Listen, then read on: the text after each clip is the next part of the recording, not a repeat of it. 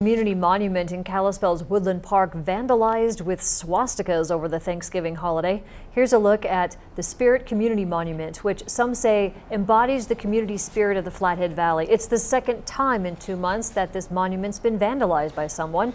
Love Lives Here, a Flathead Valley group, part of the Montana Human Rights Network, is going to talk at tonight's Kalispell City Council meeting.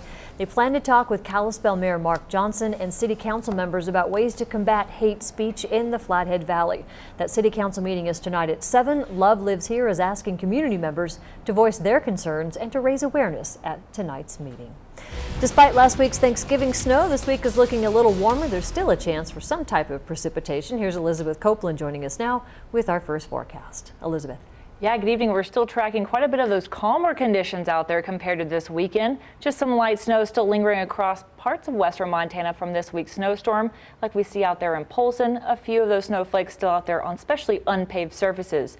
Now, as we head through the rest of the week, temperatures are really on the warming trend. We're a good 5-6 degrees above average through the next 7 days, and we'll continue tracking a lot more of that warmer weather, but we do have some isolated chances of rain and snow in the forecast on and off through the end of the week. We'll break down those chances and when we can see that cold weather return coming up in our extended forecast.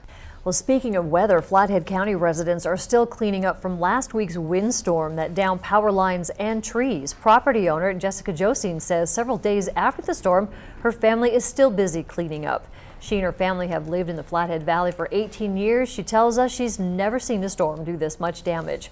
She says trees fell onto her garage, cutting the power. Her chicken coop also lost power. Since last week, Jessica constantly monitors that chicken coop to ensure the chickens are warm and have food and water. Right now, cleanup could take months. She has no timeline on when power could be restored to parts of her property.